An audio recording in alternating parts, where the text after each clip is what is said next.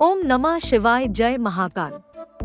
आप सबको पता है कल है बुधवार का दिन और अगर आपको मनचाही शादी करनी है या फिर आपका जो रिश्ता है वो होते होते रह जाता है, विकसित ही नहीं हो पा रहे हैं, पे घर वाले बहुत परेशान हैं।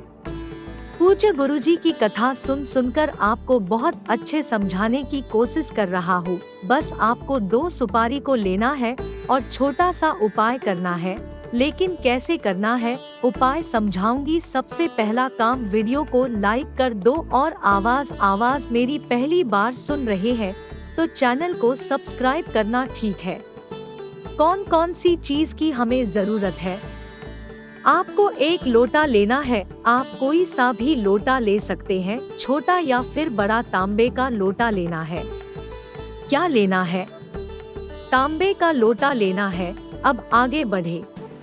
उसके बाद आपको चाहिए चने की दाल। आपको चने की दाल ले लेनी है।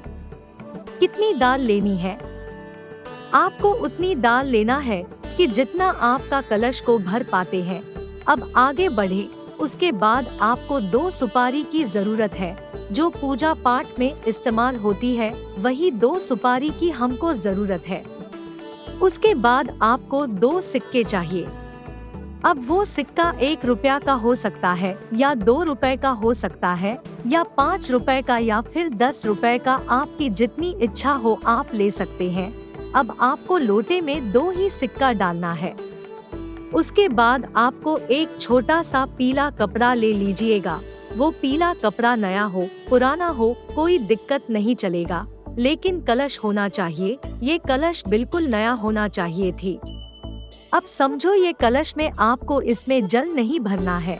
आपने जो चने की दाल ली है, आपको इस कलश में वही चने की दाल को बिल्कुल भर देनी है। और उसके बाद इसमें क्या डालना है, आपको 2 सुपारी डाल देना है और 2 सिक्के भी आपको डाल देना है। इतना डालने के बाद आप क्या करेंगे? अब आपको इस लोटे के मुख को अच्छे तरीके से उस पीले कपड़े से आप बांध देना है। ये सारे काम आपको बुधवार के दिन करना है। बुधवार के दिन आप कहीं पर भी अपने घर में इसको रख कर के उपाय को कर सकते हैं। वहाँ पर बैठना और पूजा पाठ अर्चना आपको करनी हो, कामना करनी हो तो इस लोटे के सामने बैठ कर के कर देना, ठीक है। पूरे दिन पूरी रात में से कभी भी इस उपाय को कर सकते हैं। बुधवार के दिन इसको पूरा उसी जगह पर रखना है जहाँ पर आपने पूजन किया है। अगले दिन यानी कि गुरुवार के दिन आप जब सुबह सोकर उठे, आपको बिल्कुल बोलना नहीं है। मेरी बात ध्यान से सुनना, ये जो सारा उपाय आपने किया है बुधवार के दिन करना है।